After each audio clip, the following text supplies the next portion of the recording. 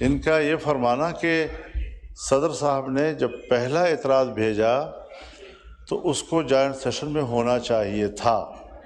مجھے آپ کی اس بات سے کوئی اختلاف نہیں ہے. ہم پاکستان کے عوام کے لیے مل کے بیٹھنے کو تیار ہیں اور مل بیٹھ کے ہی مسئلے حل ہوتے ہیں. نہ صدر نے یہ کہا کہ نہیں آپ کی یہ وضاحت کافی نہیں ہے، نہیں صدر نے یہ کہا کہ نہیں جوائنٹ سیشن بلاؤ.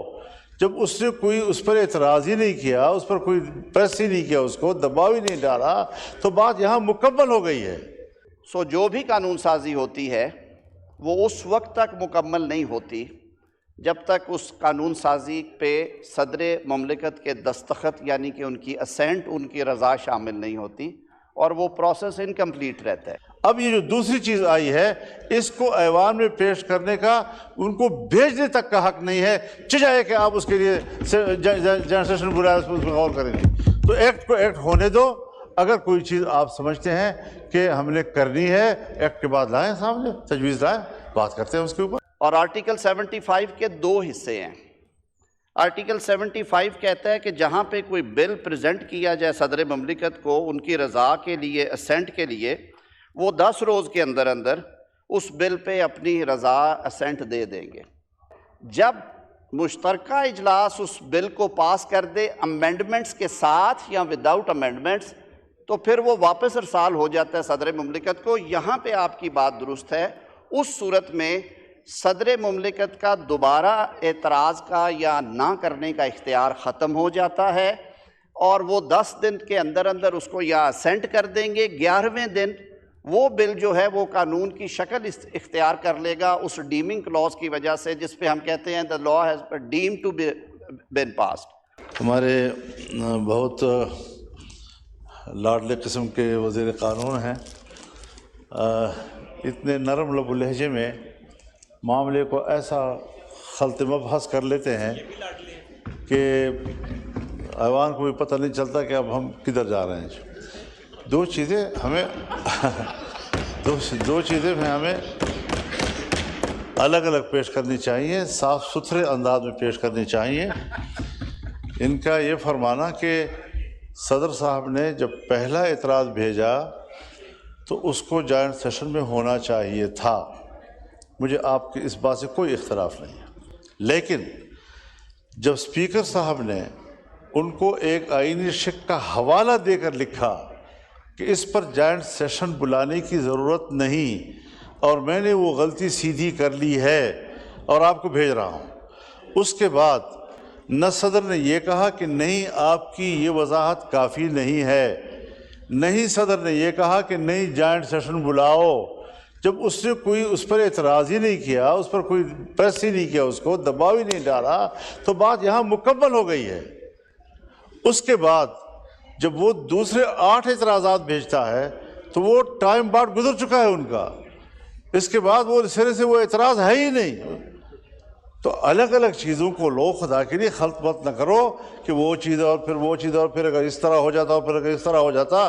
یہ شاید یہ طریقے آپ سے ہمیں ذرا بہتر آتے ہیں لیکن ایسا کرنا نہیں ہے، کیونکہ ملک کو ٹھیک کرنا ہے، آئین کو ٹھیک کرنا ہے. اس طرح خلط مبحث نہ کریں. ایک چیز بالکل کلیئر ہے کہ صدر نے اعتراض بھیجا ہے، چاہے وہ لفظی اختلاف ہو، پھر اسپیکر نے باقاعدہ ان کو جواب بھیجا ہے. یہ تصور دے کر کہ اس کے لیے کسی قسم کے جوائنٹ سیشن کی ضرورت نہیں ہے، پھر انہوں نے قبول کیا ہے. کسی قسم کا یہ تاثر نہیں آیا کہ وہ اس کو ناکافی سمجھتے ہیں یا اس کو جوائنٹ سیشن میں پیش کرنے کی ضرورت ان کو محسوس کرتے ہیں.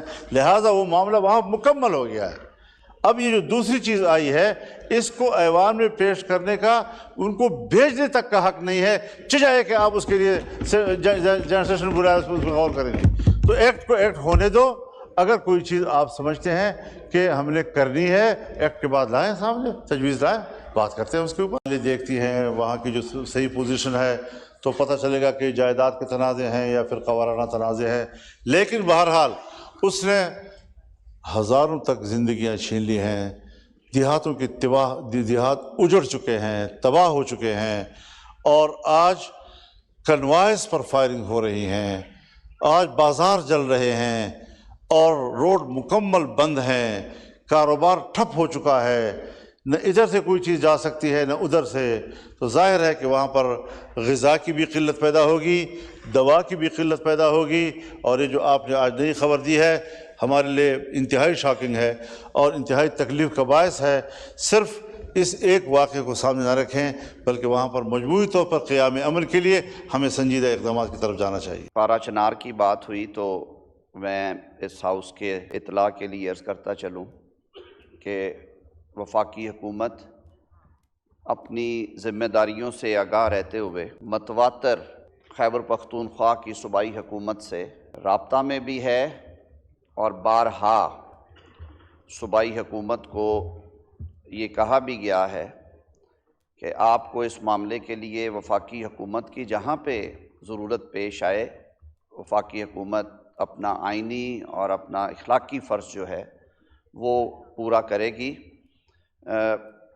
ایک سیاسی مسئلہ ہے جو بگڑتا گیا اور وہ اب باقاعدہ ایک سنگین مسئلے کی شکل اختیار کر چکا ہے، کرائسس ہے وہاں پہ، تو سب کو مل بیٹھ کے اسے حل کرنا ہے۔ آئین کے مطابق پاکستان چلتا ہے تو اس میں ڈومینز ہیں، ظاہر ہے جو لا اینڈ آرڈر ہے، اور صوبے کے اندر خاص طور پہ وہ صوبائی حکومت کا ہی حق ہے اور اسی کا فرض بھی ہے، لیکن ہم بالکل اس سے الگ تھلگ نہیں رہ سکتے۔ کسی بھی حصے میں کوئی اس طرح کا معاملہ ہو تو وفاق کی یہ ذمہ داری ہے کہ وہ اپنا فرض ادا کرے، اور اس میں پالیٹکس نہیں ہونی چاہیے۔ میں نے پہلے بھی یہ بات کی تھی کہ وفاق کے نمائندے گورنر خیبر پختونخوا نے بھی وہاں پہ گرینڈ جرگے کے لیے تحرک کیا اور ہوا بھی۔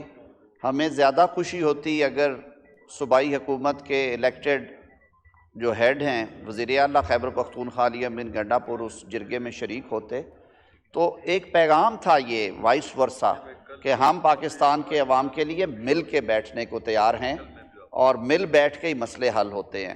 آپ نے دواؤں کے بارے میں جو آج ہدایت جاری کی ہے، میں ابھی کیبنٹ میٹنگ ہے 3 بجے، میں آپ کی یہ جو کنسرنز ہیں کیبنٹ میں بھی رکھوں گا، and sir rest assure that government of Pakistan is deeply watching this issue, اور ہم ڈے ٹو ڈے اس کی وزیر اعظم صاحب رپورٹس بھی لے رہے ہیں۔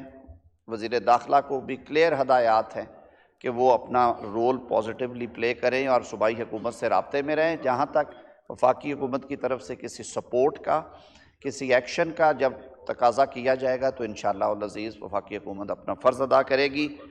مولانا فضل الرحمان صاحب ہمارے بڑے بھی ہیں، ان سے احترام کا بڑا رشتہ ہے، نہ صرف میرا بلکہ میری قیادت کا بھی، اور میرے قائد میاں محمد نواز شریف صاحب اور وزیر اعظم پاکستان میاں شہباز شریف صاحب مولانا کے بارے میں جو جذبات رکھتے ہیں وہ مجھے یہاں بیان کرنے کی ضرورت نہیں، اس رشتے کا انہیں خود بھی معلوم ہے، میں بھی گواہ ہوں بہت ساری باتوں کا۔ رانا ثناء اللہ صاحب تشریف رکھتے ہیں، ہمارا ایک پرانا تعلق ہے دونوں جماعتوں کا بھی اور پرسن ٹو پرسن بھی، تو اس لیے آپ نے مولانا جو باتیں کی سر تسلیم خام، آپ بڑی خوبصورت گفتگو کرتے ہیں، خوبصورت الفاظ میں۔ میں اپنی علمی کم مائگی کا ادراک بھی رکھتا ہوں، اور جو آپ نے پارلیمانی علوم یا رموز کے بارے میں میری کم علمی پہ بات کی، اس پہ بھی میں کوئی بات نہیں کروں گا، لیکن آپ کی طرح آئین کے ایک طالب علم ہونے کی حیثیت سے تھوڑی سی کلیئرٹی کے لیے ایک تجویز آپ کے سامنے رکھوں گا، ہاؤس کے سامنے۔ ہمارے بڑوں نے جب 1973 میں ایک طویل پروسیس کے بعد یہ کانسٹیٹیوشن فائنلائز کیا، اس کا ڈرافٹ، اور پھر اسے اڈاپٹ کیا گیا کنسنسس کے ساتھ، اکثریتی ووٹ سے نہیں کنسنسس سے ہوا، تو سارا نظام چلانے کے لیے ملکی اور پارلیمانی ہم اس آئین کی طرف دیکھتے ہیں۔ آپ نے صحیح فرمایا کہ آئین میں جو میکنزم ہے اس میکنزم کے مطابق ہی چیزیں ہونی چاہیے۔ پہلے بل کی طرف آتے ہیں، بالکل جب 26ویں ترمیم کے لیے ہماری انگیجمنٹ تھی آپ کے ساتھ، تو آپ کی طرف سے کچھ چیزیں آئیں، 5 امینڈمنٹس تھیں وہ آئین پاکستان کی امینڈڈ پیکج میں، اور یہ بل جو کہ پچھلی حکومت میں ایک انفینشڈ نامکمل ایجنڈا تھا، آخری ہفتوں میں میں بھی آپ کے ساتھ انگیج رہا، آپ نے کہا کہ اس کی بھی درستگی کر دی جائے، تو بیٹھ کے جو طے ہوا اس کے مطابق سینٹ آف پاکستان نے بھی اسے پاس کیا اور اس ایوان نے بھی اسے پاس کیا، اور میں یہیں پہ کھڑا تھا، پھر میں نے بلکہ ایک تصحیح ہونے والی تھی टाइपोग्राफिकल एरर आई थी, वो तस्हीह भी कर दी गई। जी, पास हुआ। आइन का आर्टिकल 50 पार्लिमान की तारीफ करता है। पार्लिमान क्या है?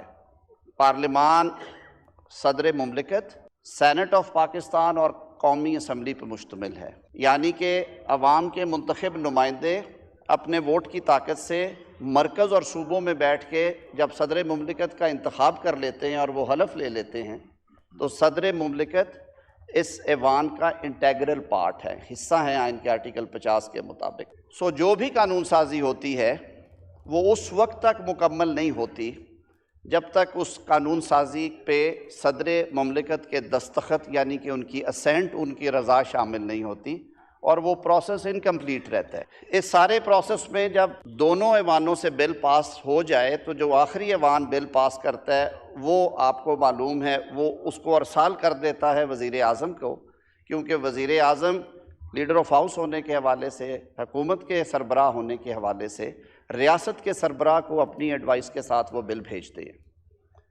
मौलाना, ये वो जंक्चर है जहाँ पे आर्टिकल 75 ऑपरेशन में आता है, और आर्टिकल 75 के दो हिस्से हैं। आर्टिकल 75 कहता है कि जहाँ पे कोई बिल प्रेजेंट किया जाए सदर मुमलिकत को उनकी रज़ा के लिए, असेंट के लिए, वो 10 रोज़ के अंदर अंदर उस बिल पे अपनी रज़ा असेंट दे देंगे। या पार्ट बी उसका कहता है, अदर देन